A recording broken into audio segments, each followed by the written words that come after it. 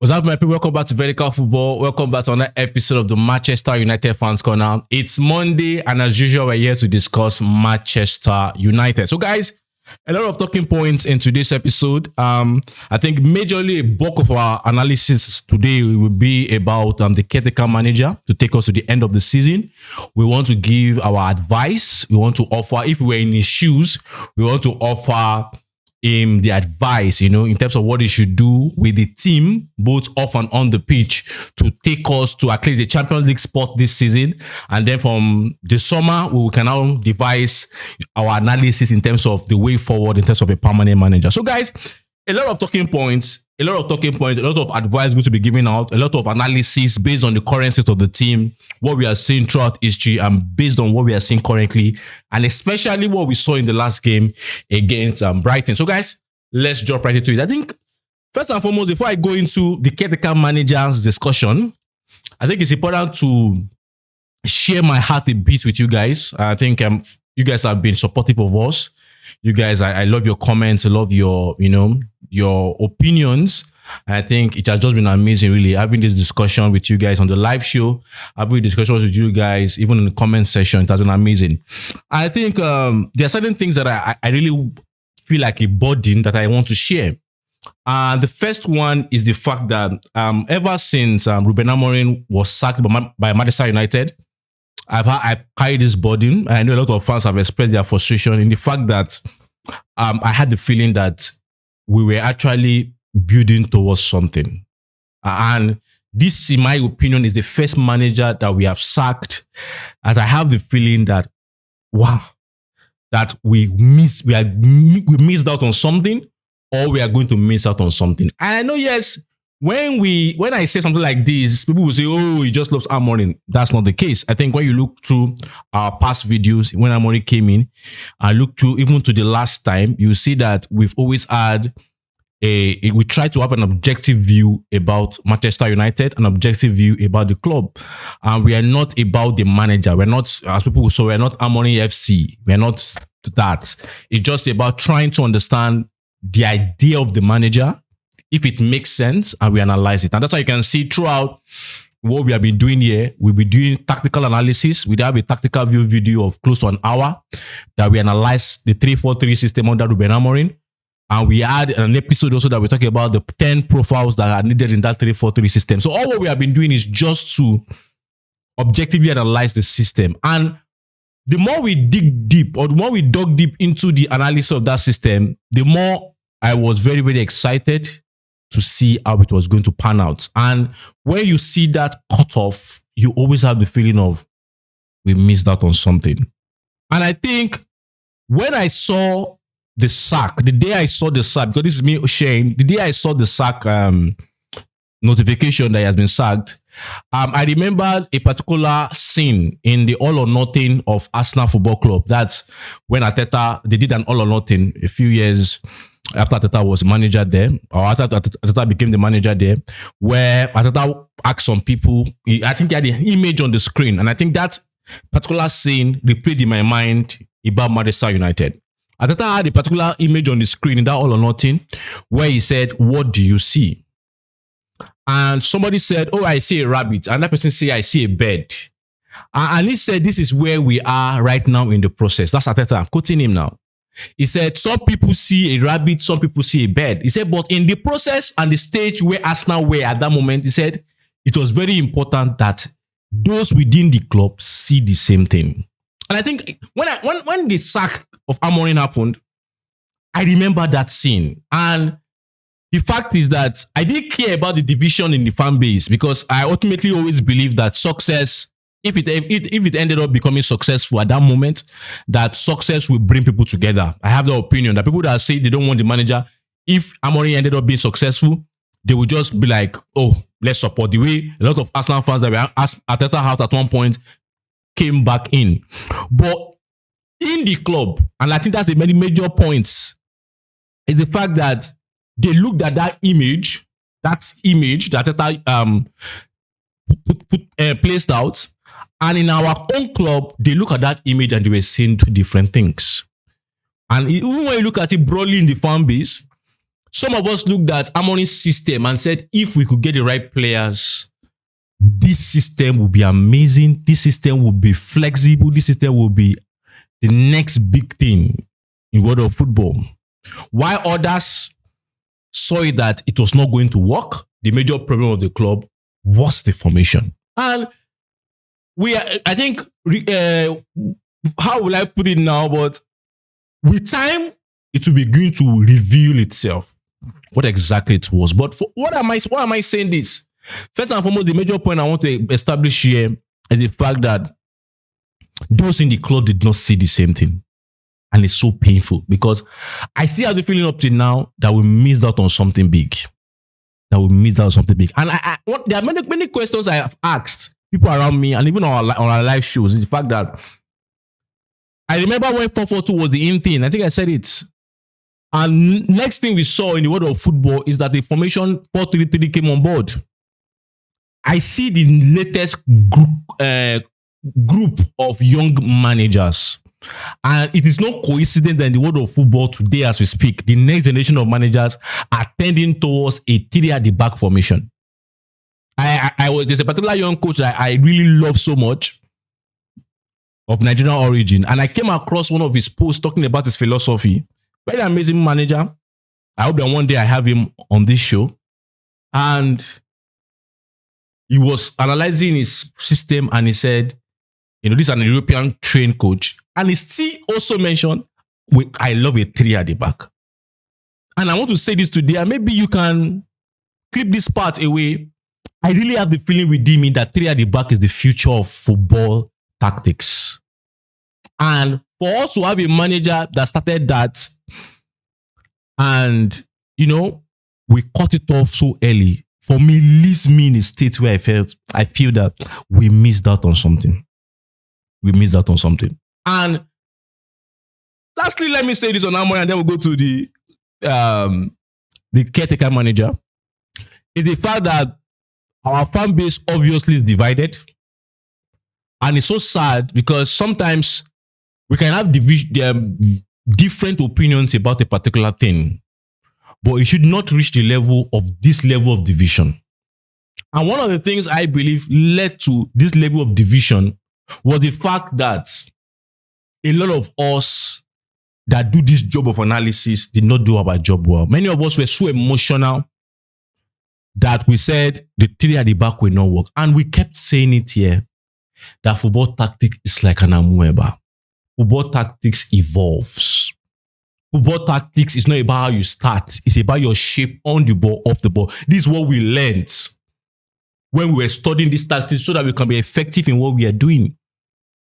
And we are even beginning to see that even with the 4 at the back that we all propagated and said we want a 4 at the back. And I reminded us that time that this 4 at the back, hope we know that with the 4 at the back we are using under many of the managers that came after Sir Alex Ferguson, and we still considered.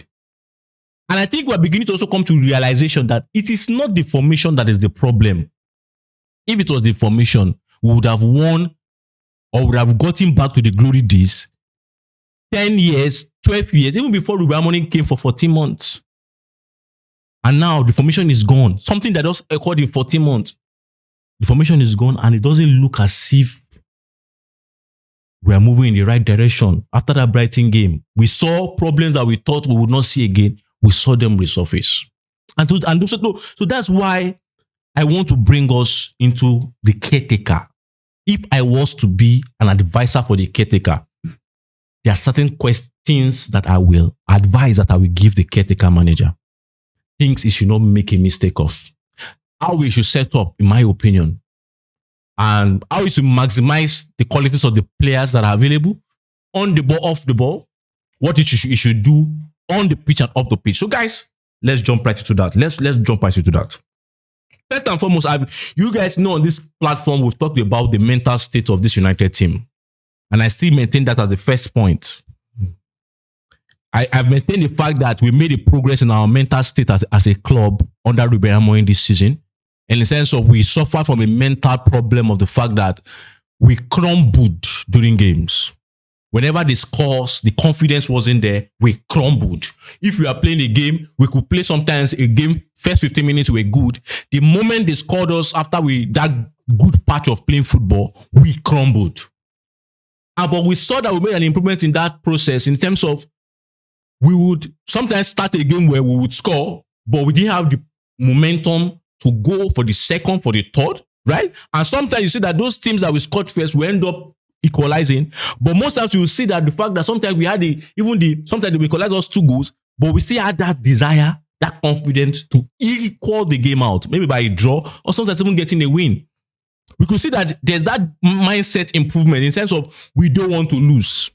And so one of the things the manager that is coming, the caretaker manager that is coming, needs to work on is the fact that we must not lose the grounds we've gained mentally.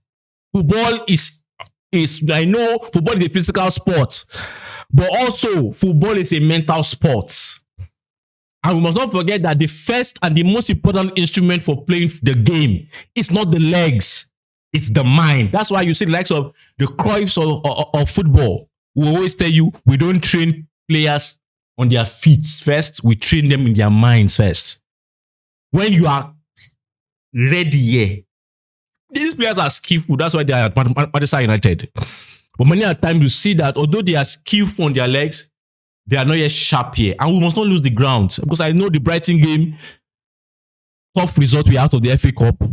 We are playing Manchester City. We are playing Arsenal. We will play other teams like Aston Villa. You know, we must not lose the ground mentally. And I think this is a major point for the caretaker manager. Make it your duty to ensure that this team does not lose the ground mentally. If we don't lose it mentally, I'm telling you, we can still survive the remaining part of this season and get good results and even end up in Champions League spaces. But the moment we see that we have lost it mentally in terms of belief and confidence, is going to be a terrible end of the season. Very terrible end of the season. I don't want to see that. So first advice is mentally. Whether they are playing well and they concede a goal, keep your head in the game. Stick to the process. We've said it many times, but just to remind this man that's coming in, make them believe mentality. Now, secondly, formation. I will start the formation analysis from off the ball. Off the ball, I do not expect and I do not believe that we should be going or approaching our games with a high press. Except maybe the kind of opponent we are facing is a kind of opponent where we can easily do it and get away with it. But that we are facing semi-decent teams in the Premier League, we should not try high press. We tried it under Erik ten Hag. We tried it under Ralf Rangnick. We see that the fact is that many of these our players are not that good in pressing. And we are easily being carved out. We saw that even in the last game against Brighton in the FA Cup. So first thing is, we are not going to be doing high press. This is my advice. Don't do high press system with this team. You'll be carved out. Let's maintain a mid-block system. Mid-block system off the ball. And also, this shape, we should be very, very, because one of the things about the 4-2-3-1 system, and for those of us that, we have understood, we have followed football tactics for a while, the legendary Johan Cruyff had an opinion about the 4-2-3-1 system that he did not like it. Before they know, the father of Tiki-Taka, did not like the 4-2-3-1, or one of the fathers of Tiki-Taka did not like the 4-2-3-1, but a lot of the managers that are second generation or third generation from the Tiki-Taka style of football embrace the 4-2-3-1 system. But he said, that's Johan Cruyff, that one of the reasons why he doesn't like the 4-2-3-1 system is that in a way you might end up with a two in midfield. And I think that statement is relevant to what United is facing. Not just now against Brighton. Brighton showed it. But not just now against Brighton, but also during Erik ten Hag's time. In the sense that when we decide to do a high press, sometimes we get too ambitious, maybe because it's Bruno that is the number 10 in that system, or what have you. But we get so much ambitious in a way where we find out that we are now on a high press system with a 4-2-4. 4 in front, pressing, 2 midfielders in the midfield, that's the pivot, and then 4 at the back. And what always happens is the fact that if they beat our press, we get exposed in the midfield. Because it's high press and it's even a 4-2-4 system. It's crazy. So we should not use a 4-2-4 system.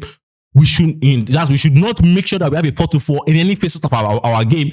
And also we must avoid the high press, as I said earlier. Right? So what then should we do?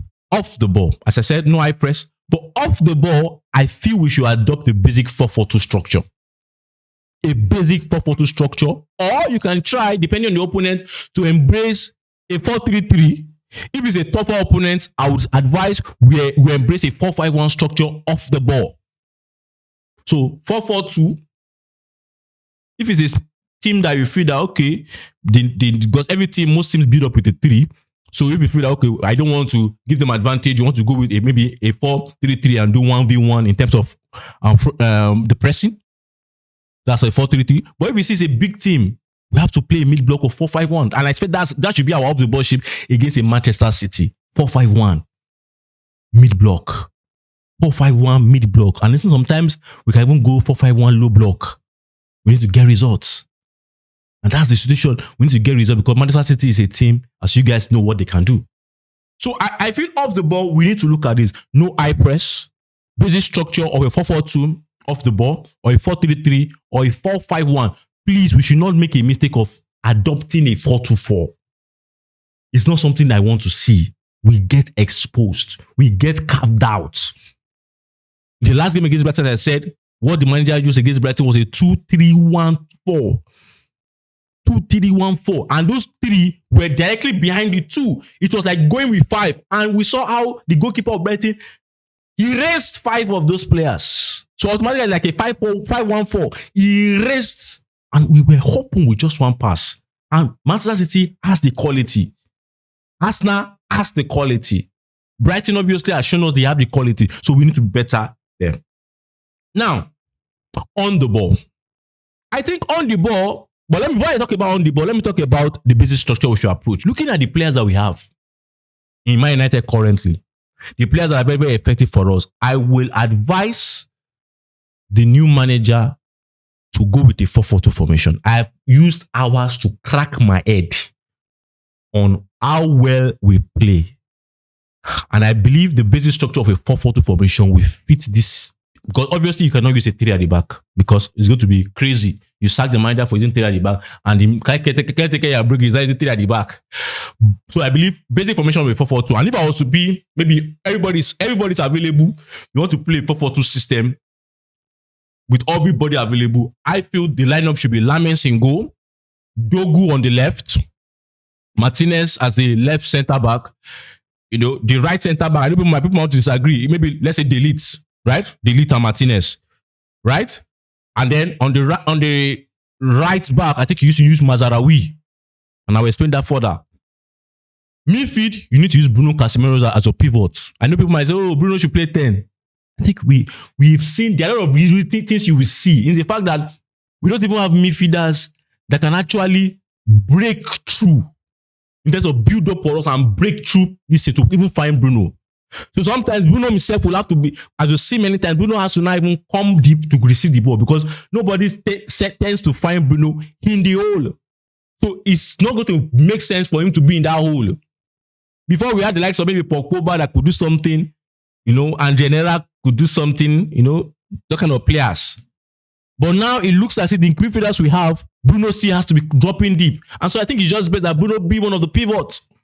So we use Bruno Casemiro as the pivot, the two in midfield. And then on the wings, we use Kuma and Ahmad. I really believe that will work. And then forward, we need Šeško and Mbeumo. Now, what do we do on the ball? What we just simply need to do on the ball is to ensure that, as I said, the 4-4-2 system, but to ensure that we turn it back to what the players are familiar with. As a caretaker manager, don't try to incorporate new ways. Understand what they have trained all season and craft out something that suits them. So if you have that kind of system, what I advise you do is the fact that on the ball, it becomes a 3 at the back on the ball in terms of Martinez, Delete, and Mazaraoui. We need Mazaraoui, not Dalot, because of the fact that the defensive duties of rest defense. I can't trust Dalot to do that. Let Mazaraoui do that, right? And then you need to push Dogu forward, right? As a wing back. He needs to do that. And then Ahmad on the other side, you have Bruno Casemiro. Then obviously you have Kouan will move from the wings. Kouan is not an out-and-out winger, so he will struggle going to the byline for most part. Move him inside, move Mbeumo inside, use Šeško. Maintain the 3-4-2-1 system on the ball. So that you can see have the dynamics of a Mbeumo and Ahmad. People will see that. They say, oh, it's not what we are playing on that money. We need to get results.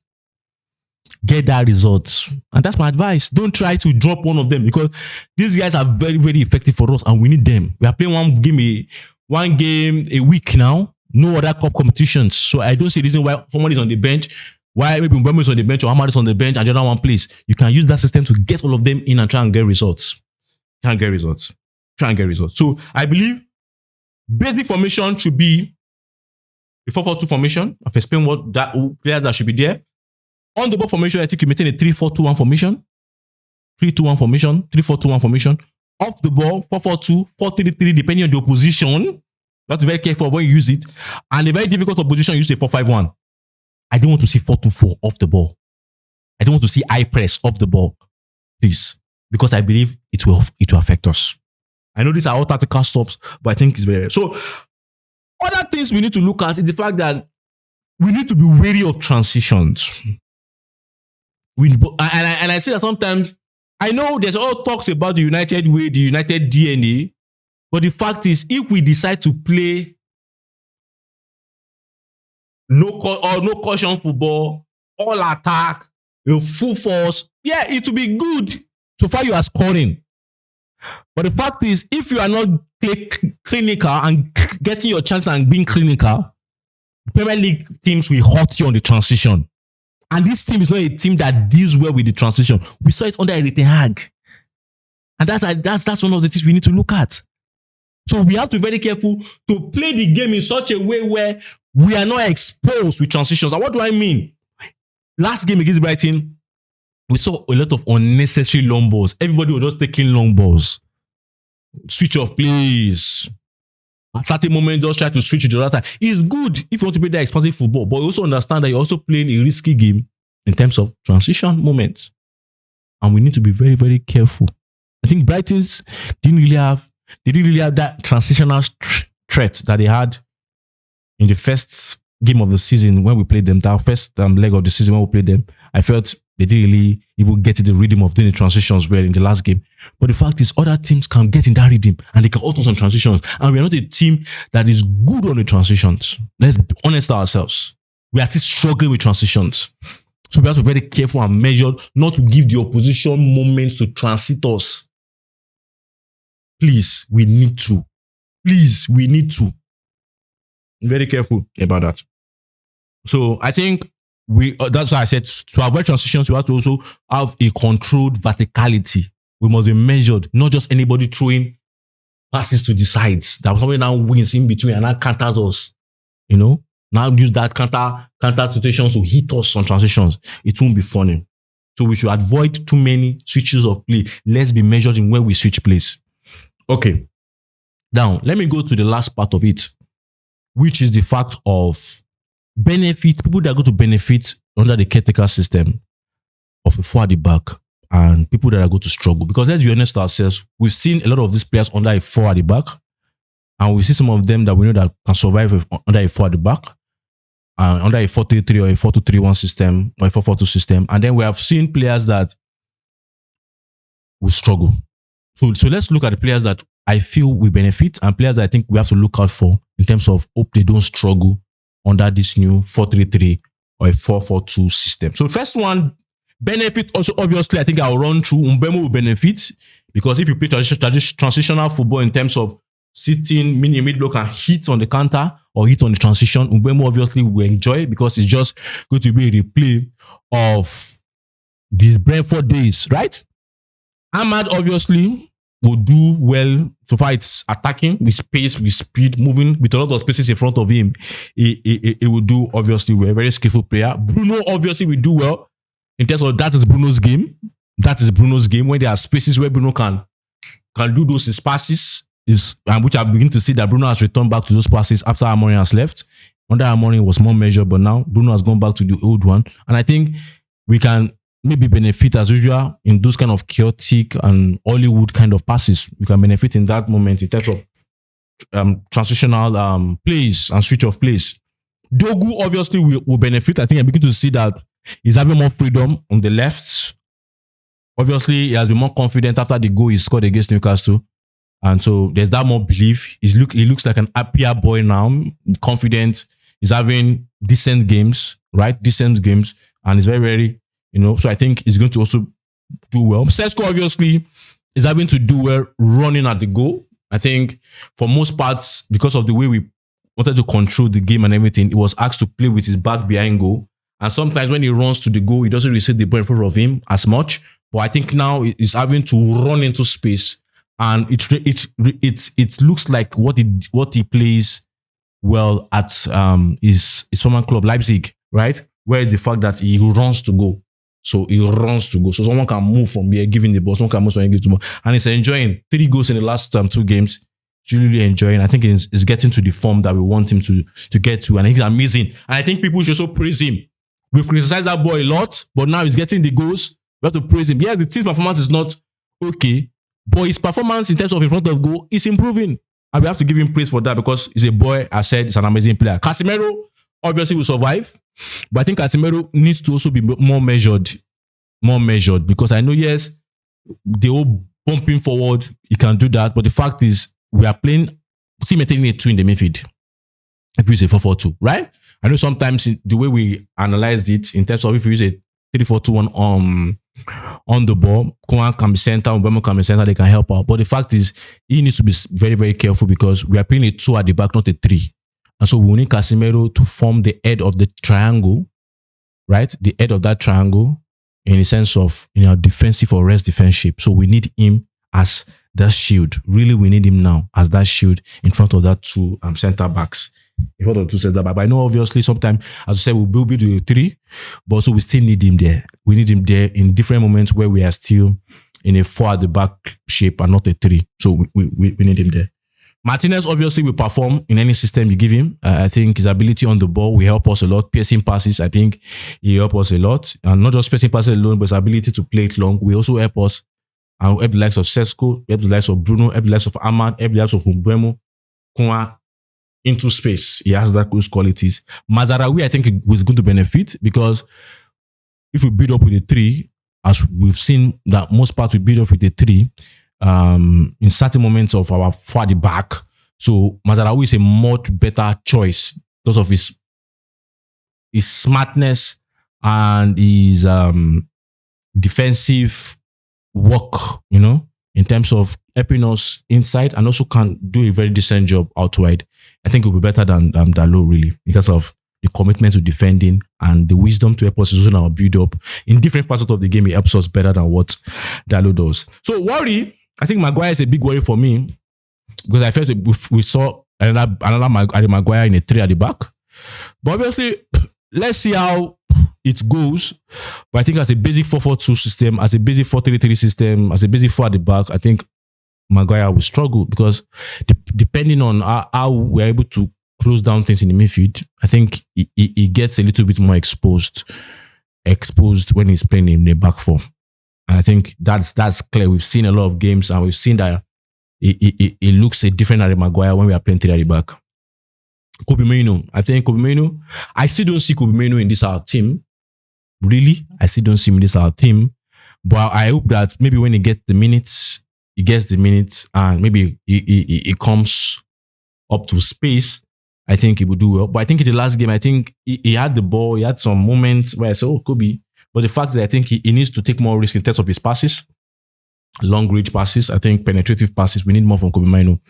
I think sometimes he's always looking to pass to the to the sides, and I think he needs to do more than that. Dalot obviously is Dalot, and obviously I think he's going to be a loser in this system. Really, I really believe that. Yeah, I know people might say he's bumping forward, but you can say against Brighton, his bumping forward doesn't actually help. And I think not just even the last game against Brighton, even the games under Amorim, the last games under Amorim, where the first chance of the game fell to Dalot, and he missed it. It's not someone you can trust in those difficult or in those important moments, right? It's not someone you can also trust to do his defensive work when time comes. You can see sometimes he can allow crosses to come in. So Dalot is a different case. I just feel Dalot should not be in this our club anymore. I just feel that, and I think that still remains a sign that we're not yet serious with our future as a club. I think Kunha is also a player that I'm trying to see how he fits, because Kunha is not a out and out winger, and so there will be clashes in terms of how he plays, depending on how the caretaker manager wants to use this width. But I think the fact that because of the work rate of Dogu, I feel we can just use the moment where he moves in and Dogu is able to operate very, very deep. Well, Kunha helps Dogu in terms of 1-2s, and also he has to add to his game to go to the byline and put and cut back in. Really, but I think that out and out wide winger is not that kind of player. I'm looking to see how the caretaker manager uses him. So for me, I would say maybe he's on the let's wait and see list, really. But I feel for now, it's a worry, big worry. And then sure, because of the deficiencies of Kunha's game, I think you will need more of the energy of Dogu on that side. Except you want to bench Kunha. And if you want to bench Kunha, there's nobody in that team that can also play on that side as a right-footed winger on the left. So Mason Mount won't give you that vibe. So it's better you just use Kunha or Mason Mount, but they're still going to be moving in. So for me, I just feel you use Dogu there. I just feel you use Dogu there. Really, really, I feel you use Dogu there because of that bombing forward and the 1-2s he can do with Kunha and push. And you won't see the way he assisted Šeško against Burnley, I think, for the second goal. So we need to look at. So guys, these are the advice I want to just give the caretaker manager for Manchester United. My little advice to him in terms of how he should progress going forward. But ultimately, I think I've been seeing a lot of people saying the season is over for Man United. I've always said, for me, it depends on the expectations you have. For me, my expectation is that this team finish 8th at the beginning of the season. The manager has been sacked. I still maintain, let's finish 8th. But the fact is now we have to start afresh because there's no manager now. We have to get a new manager and start a new process. But I feel that if you're able to do all these things I can do, let's just try and struggle for top 4. I was not expecting Manchester United to get any trophy this season. I was not expecting Manchester United to do anything amazing this season. I think the best we can do currently is to get a top 4, and let's start with a new manager. Let's start with a new manager in the summer. Yeah, so for me, it's all about what you're expecting. I'm not expecting much from this team because I understand the frailties. I understand the issues in this Man United squad. So guys, let me have your opinion on what you think I've said. Do you think you agree with it? Do you think you disagree? Let me have your opinion. We have a discussion as usual on the comment section. Don't forget to like. Don't forget to subscribe. Ultimately, don't forget to share. Until I see you next time, I remain my humble self, Šeško. Bye.